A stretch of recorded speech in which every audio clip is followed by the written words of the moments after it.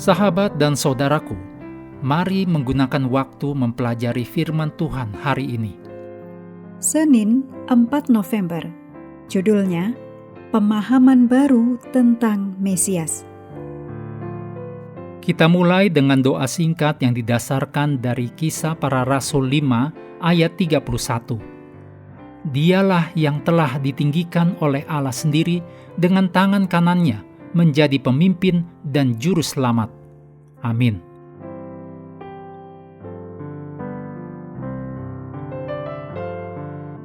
Dalam Yohanes 1 ayat 32-36, Yohanes Pembaptis menunjuk Yesus sebagai anak domba Allah. Hal yang tidak diharapkan oleh orang-orang tentang Mesias yang telah lama dinanti-nantikan. Orang-orang Yahudi menantikan kedatangan Mesias yang akan membebaskan mereka dari kekuasaan Romawi. Setelah sekian lama berada di bawah penindasan, orang-orang Yahudi percaya bahwa Mesias tidak hanya akan menggulingkan Roma, tetapi juga akan meneguhkan mereka sebagai bangsa yang besar dan kuat. Akan tetapi, kata-kata Yohanes Pembaptis yang menyebutkan Yesus sebagai anak domba Allah, meskipun secara langsung menunjuk kepada pengorbanan Yesus sebagai korban pendamaian, mungkin disalahpahami oleh sebagian besar orang.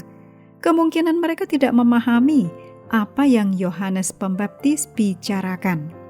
Dengan demikian, Yohanes dengan Injilnya ingin mengubah pemahaman mereka tentang Mesias, sehingga mereka dapat mengenali di dalam Yesus penggenapan nubuatan tentang Raja yang akan datang dan apa yang akan Dia lakukan. Mesias tidak datang sebagai pemimpin politik dan militer, tetapi untuk mempersembahkan dirinya sebagai korban bagi dosa-dosa dunia. Itulah tujuan Yesus. Setelah itu, ketika semuanya selesai, barulah kerajaan yang terakhir akan datang. Ditulis dalam Daniel 7 ayat 18.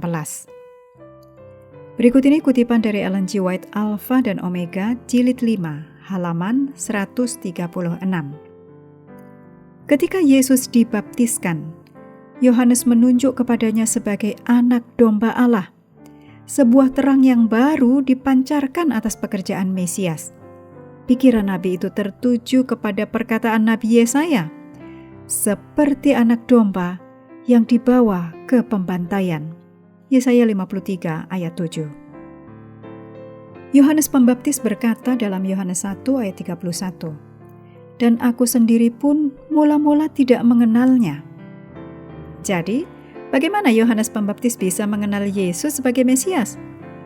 Jawabannya adalah bahwa Tuhan yang mengutus Yohanes Pembaptis sebelumnya telah berkata kepadanya, "Tetapi Dia yang mengutus aku untuk membaptis dengan air telah berfirman kepadaku, jikalau engkau melihat roh itu turun ke atas seseorang dan tinggal di atasnya, Dialah itu yang akan membaptis dengan roh.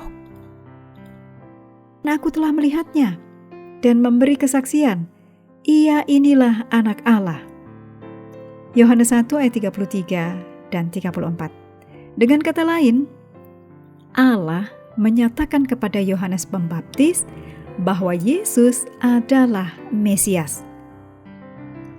1 Korintus 1 ayat 24 menuliskan, Kristus adalah kekuatan Allah dan hikmat Allah.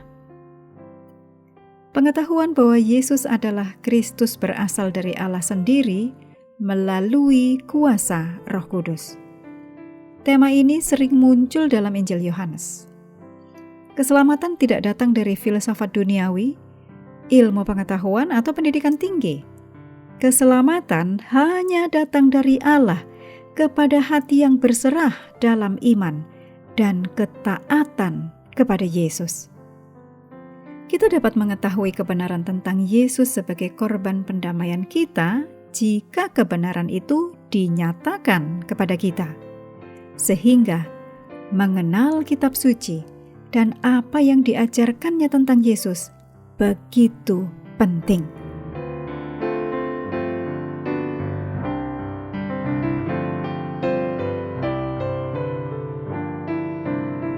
Mengakhiri pelajaran hari ini, mari kembali ke ayat inti dalam Yohanes 12 ayat 32. Dan aku, apabila aku ditinggikan dari bumi, aku akan menarik semua orang datang kepadaku. Sahabat juga perlu melengkapi waktu untuk bersekutu dengan Tuhan setiap hari. Dengan bacaan Alkitab sedunia, percayalah kepada nabi-nabinya yang melanjutkan dari Kisah Para Rasul pasal 8. Tuhan memberkati kita semua.